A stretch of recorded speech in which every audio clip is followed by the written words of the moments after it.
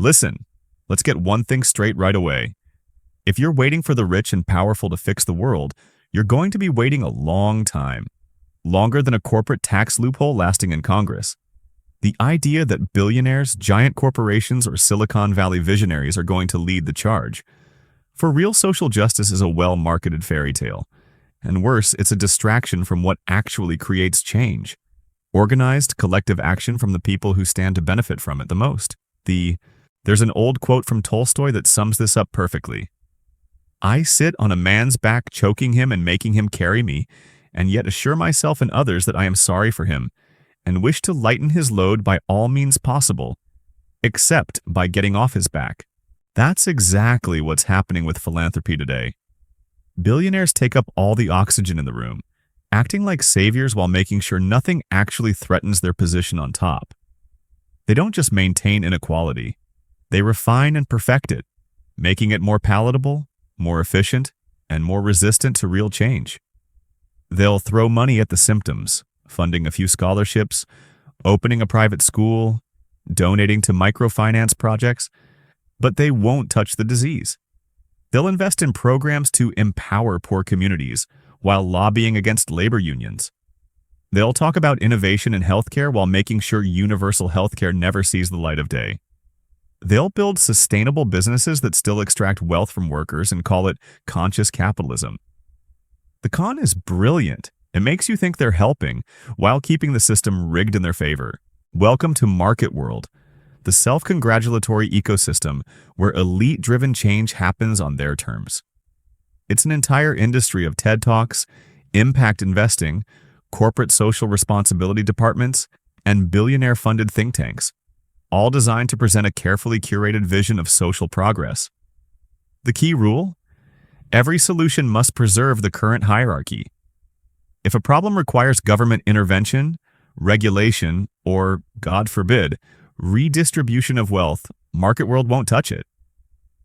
Instead, they push for win-win solutions, fixes that supposedly benefit everyone, but miraculously never inconvenience the powerful. Here's the playbook. Rebrand the problem. Poverty isn't about systemic inequality. It's about financial literacy. Climate change isn't about corporate pollution. It's about individual responsibility. Create a market-friendly solution. If people are poor, sell them better budgeting apps. If workers are struggling, give them a side hustle. If healthcare is broken, fund private clinics instead of universal coverage. Control the conversation. Sponsor conferences, research, and universities that reinforce the idea that real change comes from entrepreneurial innovation, not public policy. Celebrate incremental progress. Fund a few scholarships while opposing free public college. Open a fancy charter school while cutting taxes that fund public education. In other words, Market World's change is never about giving power back to the people. It's about keeping it in the hands of the elite while appearing benevolent. Here's the trick. Market World convinces you that real progress doesn't require disruption, that it's possible to fix deeply entrenched problems without challenging the structures that created them in the first place. That billionaires will solve the problems that billionaires caused, and it's comforting to believe that. Who doesn't want to think we can innovate our way out of injustice?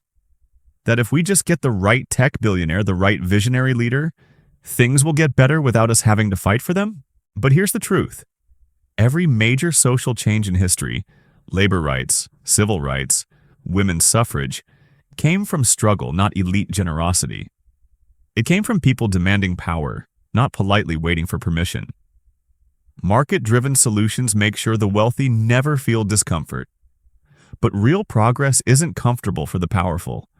It threatens their wealth, their control, and their ability to dictate how the world works. That's why you'll never see a billionaire advocate for a policy that significantly reduces their own influence. If we want real change, we have to stop looking to the people who have the most to lose from it. Social justice doesn't trickle down from the top. It's built from the ground up. And that means we have to recognize philanthropy for what it is, a public relations strategy, not a fix.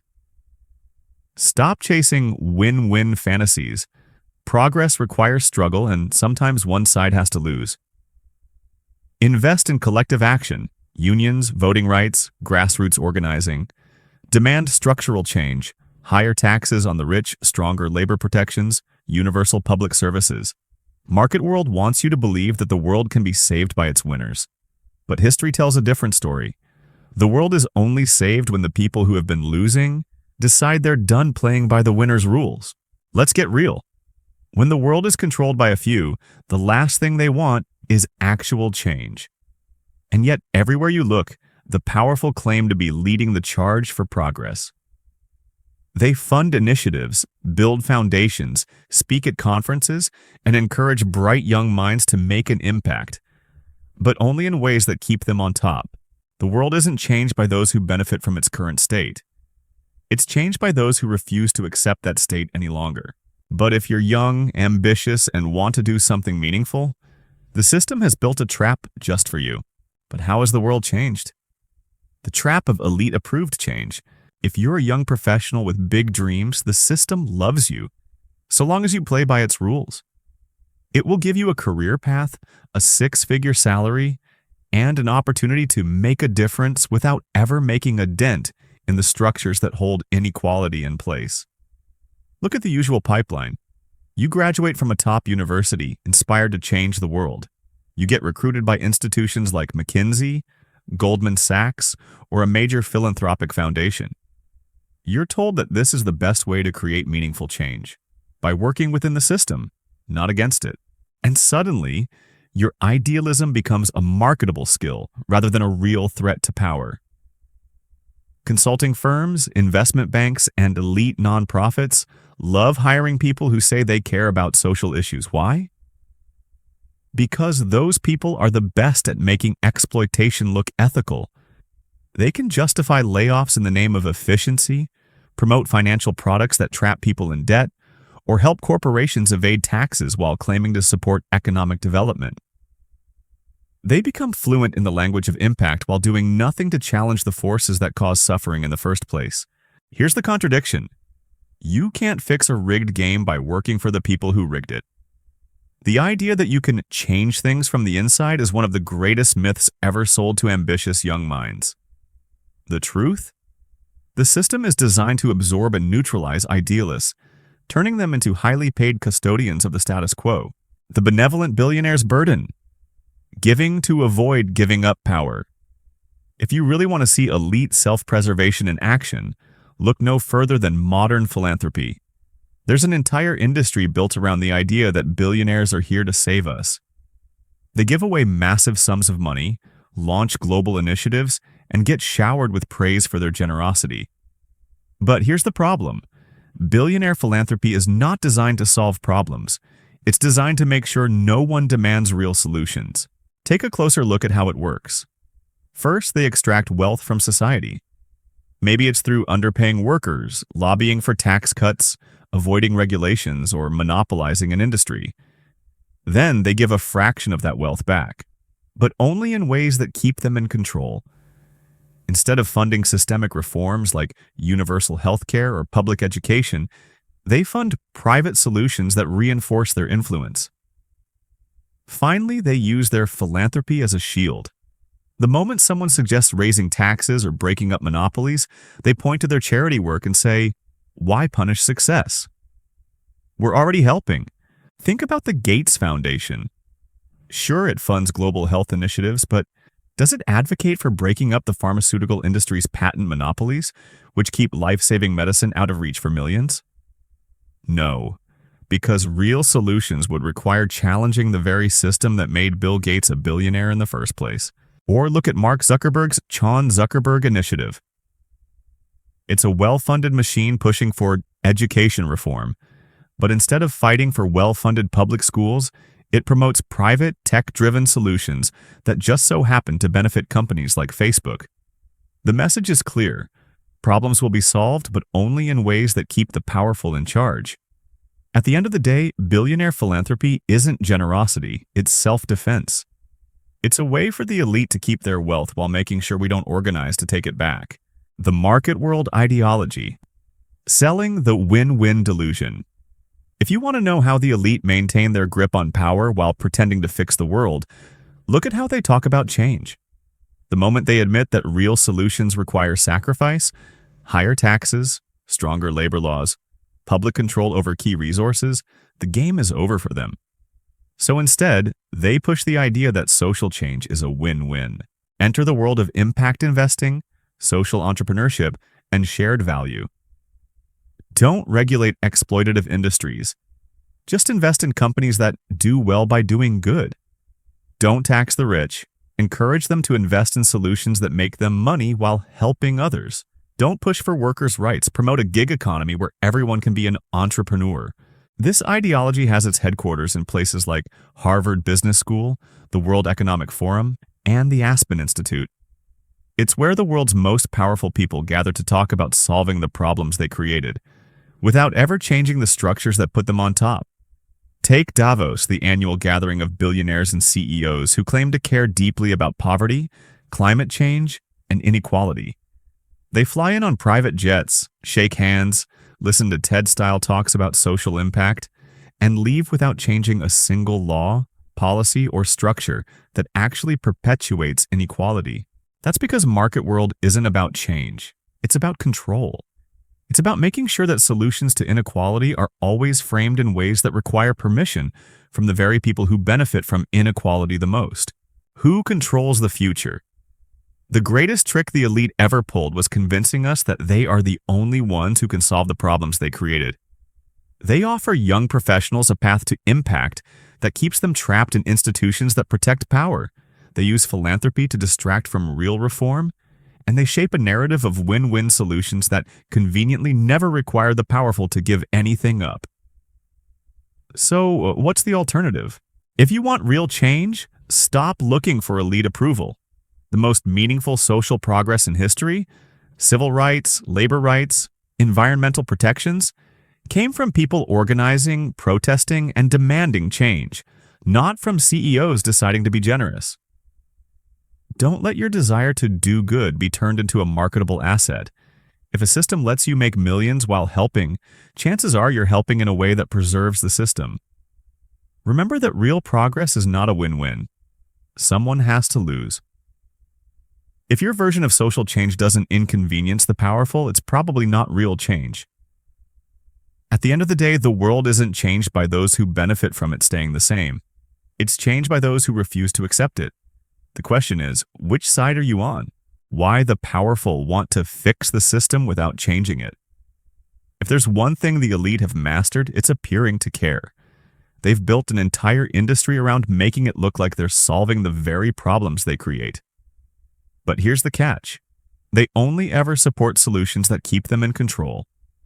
Real change threatens their power, so instead they offer reform, carefully controlled, self-serving, and ultimately hollow. The politics of doing good without doing anything. Once upon a time, capitalism claimed that if the rich just focused on making money, everyone else would benefit through some mystical trickle-down process. It was nonsense, of course, but at least it was honest nonsense. Today, the elite have upgraded their rhetoric. Now, they insist they're not just making money for themselves. They're actively solving society's biggest problems, and they're doing it through capitalism itself. Welcome to the era of market-based solutions. Instead of raising wages, microfinance. Instead of regulating monopolies, impact investing. Instead of universal healthcare, a startup that delivers meds via drone to remote areas for a price. Instead of fighting for workers' rights, social entrepreneurship that lets you empower yourself while remaining precariously underpaid. Notice the pattern? Every problem is met with a business solution that just so happens to maintain the same power dynamics as before. Instead of recognizing that systemic issues like poverty and climate change require structural intervention through government, taxation, and law, we're told the answer is to just buy better products, fund an exciting new tech initiative, or wait for a billionaire to innovate us out of injustice. And the worst part? This market-driven activism actively pushes out real grassroots organizing. Instead of funding campaigns to strengthen labor unions, we get billionaire-backed leadership fellowships. Instead of pushing for housing reform, we get impact funds that buy up property while claiming to increase affordability. The more space these elite-led solutions take up, the harder it becomes for real political action to gain traction. It's not just that these efforts are ineffective. It's that they're designed to replace the actual hard work of collective struggle with sanitized, feel-good alternatives. And as long as we keep buying into the myth that markets will save us, the real work of justice, organizing, demanding, legislating, remains unfinished. Arsonists as firefighters when the system fixes itself. Imagine a firefighter who keeps setting buildings on fire, then showing up to applause for putting out a few flames. That's exactly how today's elites operate. Take Wall Street. After the 2008 financial crisis caused by reckless, predatory banking practices, the very same banks that tanked the economy launched initiatives to help struggling communities. Goldman Sachs started funding small business programs in underserved neighborhoods. JP Morgan rolled out financial literacy campaigns. But did they support stricter regulations that would prevent another crisis? Did they advocate for laws that hold executives accountable? Of course not. That would mean losing power. Or look at Silicon Valley. Every major tech company positions itself as a force for good. They talk about disrupting the status quo, making the world more connected, democratizing access, and yet every disruption conveniently leaves existing hierarchies intact. Uber disrupted taxis, not to benefit drivers, but to make them more precarious and replaceable. Airbnb disrupted hotels, not to create fairer housing, but to jack up rent prices in cities already suffering from affordability crises. Facebook disrupted media, not to inform the public, but to centralize control over information. It's the ultimate bait and switch. The same institutions that create social problems declare themselves the best suited to solve them. But real reform, the kind that actually prevents harm rather than just cleaning up the mess afterward, requires taking power away from these institutions. And that is exactly what they won't allow: the cost of private benevolence. Here's a fundamental truth.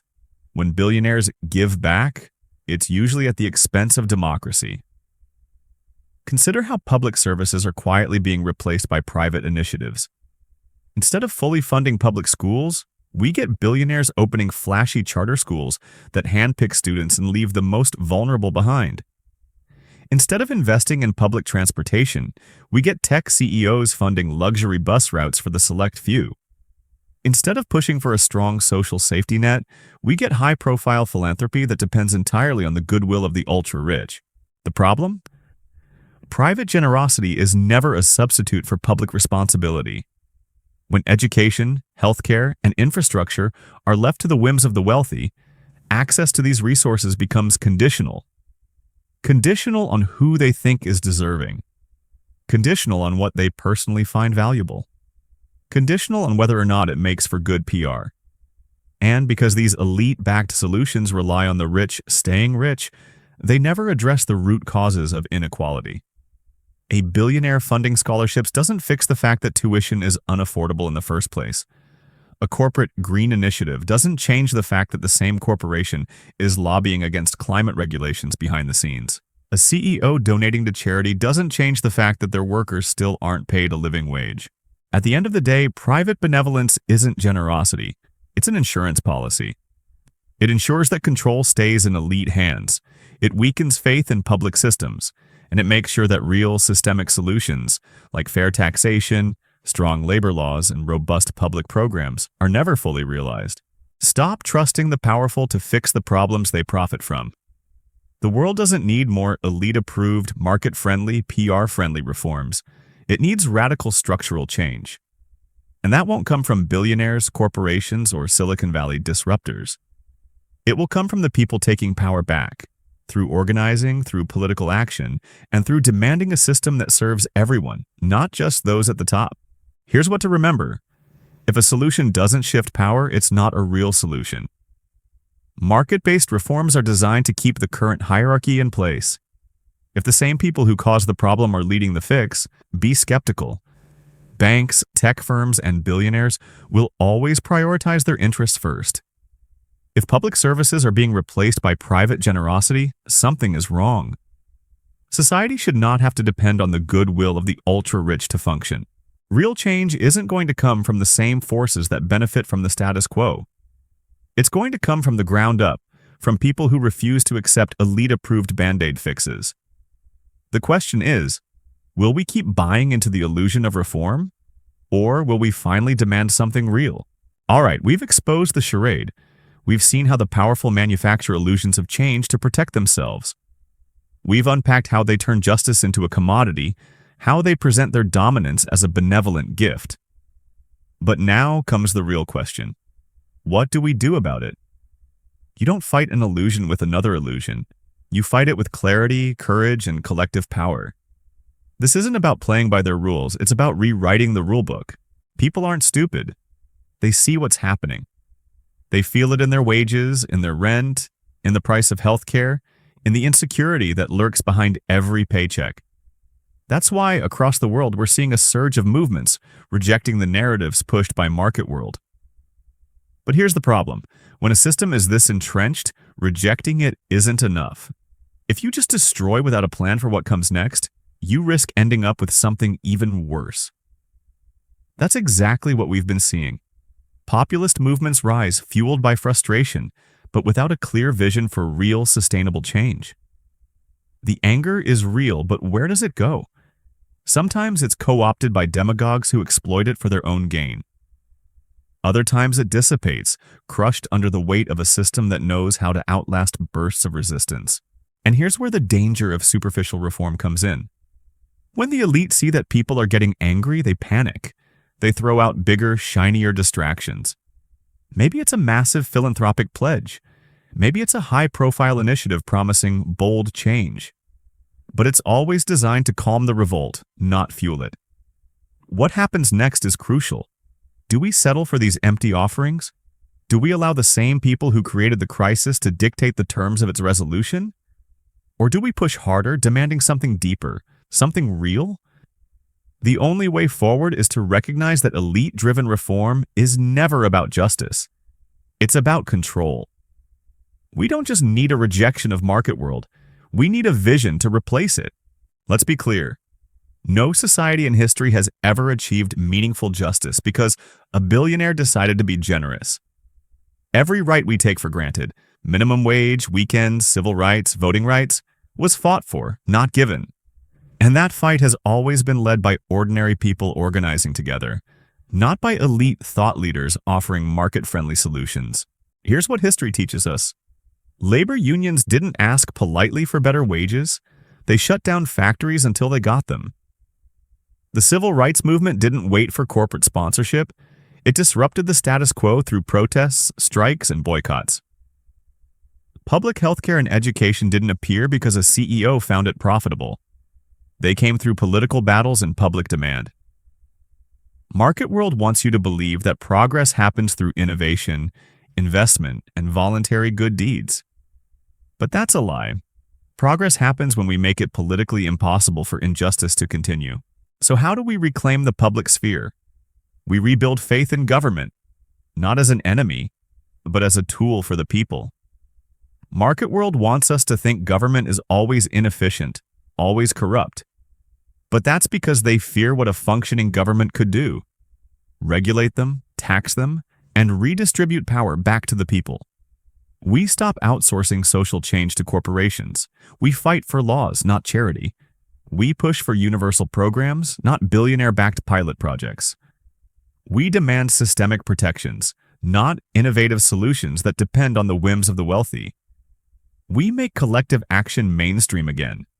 Protests, strikes, boycotts, and organizing aren't relics of the past. They are the only things that have ever forced the powerful to yield. The moment we stop believing in them is the moment the elite have already won. This isn't just about resisting bad policies. It's about pushing forward better ones. Strong labor protections, wealth redistribution, universal social services. These are not radical ideas. They are the foundation of a just society, and they will never happen unless we fight for them. If there's one truth we need to internalize, it's this. The powerful will not step down voluntarily.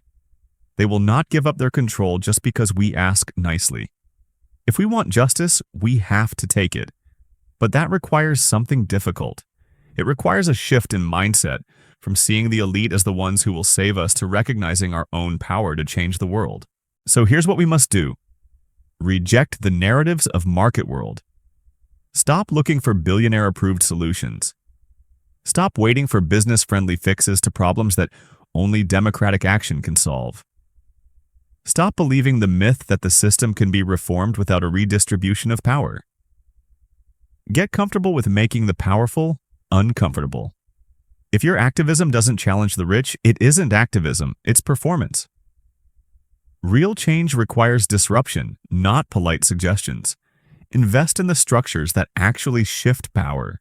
That means labor movements, tenant unions, progressive political coalitions. It means fighting for public policies that don't just address symptoms, but change the structure of wealth and power itself. Demand public investment, not private charity. No more relying on billionaire handouts for basic rights. We need universal programs that belong to the people, funded by taxes, accountable to the public, protected from elite influence. We are at a turning point. The illusion of elite-driven change is cracking, and people are waking up to the reality that justice is not something the powerful bestow. It's something we take back for ourselves. The question is, will we settle for the easy, comfortable illusions of reform? Or will we fight for something real? Because make no mistake, real change will be hard. It will take struggle. It will take conflict. It will take ordinary people deciding that enough is enough, and that they will no longer accept a world where their futures are dictated by a handful of billionaires in conference rooms. But here's the thing. Every major victory in history once seemed impossible, until people made it inevitable. So what will we make inevitable next? We are at a turning point.